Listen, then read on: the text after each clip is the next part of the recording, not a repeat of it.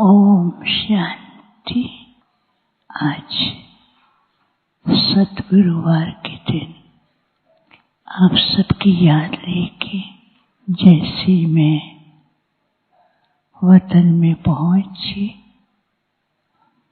वतन में जाते ही एक बहुत सुंदर कमरा देखती हूँ और उस कमरे में कई प्रकार के अलग अलग डिजाइन की चीजें, पत्र और कार्ड्स रखे हुए थे। बाबा एक एक चीज को ध्यान से देख रहे थे। कुछ सेकंड के बाद बाबा ने मेरी ओर देखा, कहा आओ बच्चे। तो मैंने कहा बाबा आप क्या देख रहे हैं? तो बाबा मुस्कुराने लगे। बाबा ने कहा बच्चे जानते हैं इस पुराने वर्ष को विदाई दे रहे हैं और नए वर्ष के लिए तैयारी कर रहे हैं। और इस पुराने वर्ष के अंदर बाप बच्चों का पुरुषार्थ, मेहनत, उनकी लगन और जिस सेवा के प्लान, जिस प्रकार से बच्चों ने यथाशक्ति नंबरवार पुरुषार्थ अनुसार किया है, तो बाबा भी बच्चों के पुरुषार्थ को देखकर बहुत ही हर्षित भी हो रहे हैं। बहुत अच्छा किया है। चाहे कुछ तूफान आए, कुछ ने तो तूफानों को भी पार किया, कुछ तूफानों के झमेले में कुछ सेकंड के लिए उसमें गए और कुछ तूफानों के साथ खेलते रहे, लेकिन बाप का साथ होने के कारण बच्चों की हर प्रकार से सेफ्टी रहे।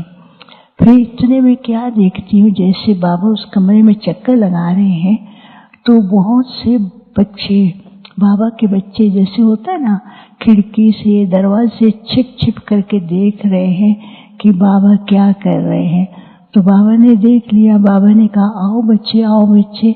सबको लिया और बाबा सबको उनके स्नेह का रिटर्न दे रहे थे। तो बाबा ने कहा अच्छा, बाप बच्चों को दूसरे कमरे की ओर ले जाते हैं। तो दूसरे कमरे में जैसे लेकर के गए तो वहां पर एक टेबल पे 4 प्रकार की बिंदी रखी हुई थी। एक बिंदी थी बहुत सूक्ष्म थी और दूसरी टेबल पे वो बिंदी रखी हुई थी जैसे डबल, नीचे बड़ी और ऊपर छोटी। और तीसरी बिंदी थी वो इस प्रकार से थी जिसके अंदर एक बीच में सितारा चमकता हुआ था। और चौथी बिंदी ऐसी थी उसके चारों तरफ जैसे स्टार के होते ना, कॉर्नर होते, ऐसा था। तो बाबा ने कहा सब बच्चे एक एक बिंदी को लो और लगाओ। तो जैसे वो पहली बिंदी को उठाते हैं तो वो बिंदी उनके हाथ से निकल जाती है, वो आती नहीं है। बहुत मुश्किल से एक दो ने वो बिंदी लगाने का पुरुषार्थ किया, लेकिन वो प्रॉपर जगह पे नहीं लगती थी, किसकी साइड में जा रही थी, किसके ऊपर जा रही थी। तो उसको देखकर हंसते भी थे। फिर दूसरे कुछ थे जिन्होंने डबल बिंदी उठाई, लेकिन हाथ में उठाते थे तो वो जैसे शेक करने लगती थी। और तीसरी बिंदी जैसे उठाए तो उसका विस्तार बढ़ता ही जा रहा था।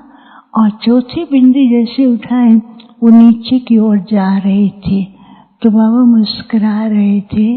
बाबा ने कहा देखा बच्चे, नए वर्ष में बच्चों को क्या करना है।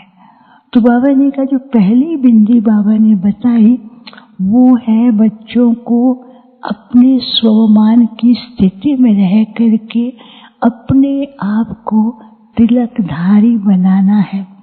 आप बाबा ने कहा देखो दुनिया में भी जो व्यक्ति अगर बिंदी लगाते हैं वो प्रॉपर जगह लगाते हैं। अगर प्रॉपर जगह नहीं लगाते हैं तो उसकी कोई वैल्यू नहीं होती है। तो बाबा ने कहा स्व स्थिति समृद्धि के स्वरूप में टिके रहेंगे तो वो स्थिति आपको विशेष नए नए अनुभव कराती रहेगी।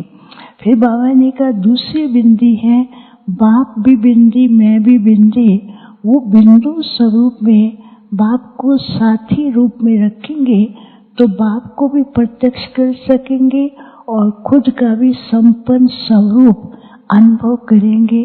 क्योंकि अभी समय और व्यक्ति बाप की प्रत्यक्षता को आपके द्वारा ही देखना चाहते हैं।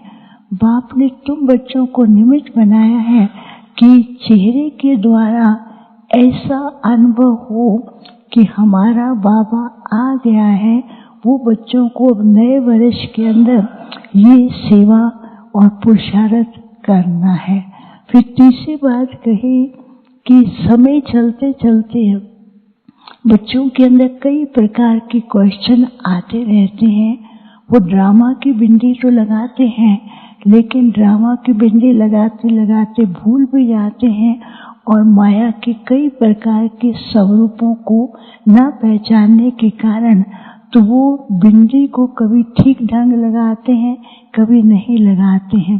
तो बाबा ने कहा कि बच्चों को इस बात का ध्यान देना है कि अभी सभी परिवर्तनशील तो है ही हैं, लेकिन समय के अंदर कई प्रकार के भिन्न भिन्न प्रकार के सूक्ष्म रीति से माया के झोंके या तूफान ऐसे आते हैं जिसका पता नहीं पड़ता है। तो बच्चे अपने पुरुषार्थ में, दूसरों के पुरुषार्थ में, दूसरों की बातों को देखते हुए क्यों क्या के क्वेश्चन के कारण खुद ही उस ड्रामा के सर्कल में घूमते रहते हैं, लेकिन ड्रामा की बिंदी नहीं लगाते हैं। तो बाबा ने कहा अभी संपन्न बनाना है तो ये बहुत पुरुषार्थ करना पड़ेगा कि बच्चों को ड्रामा का हर सीन कल्याणकारी है और बच्चे ड्रामा को साथ लेकर और बाबा को साक्षी रख कर के बाप की छत्र छाया में रह कर के कर्म करेंगे तो कोई भी परिस्थिति होगी वो इफेक्ट नहीं करेगी और हर प्रकार से हल्के भी रहेंगे और आगे बढ़ेंगे।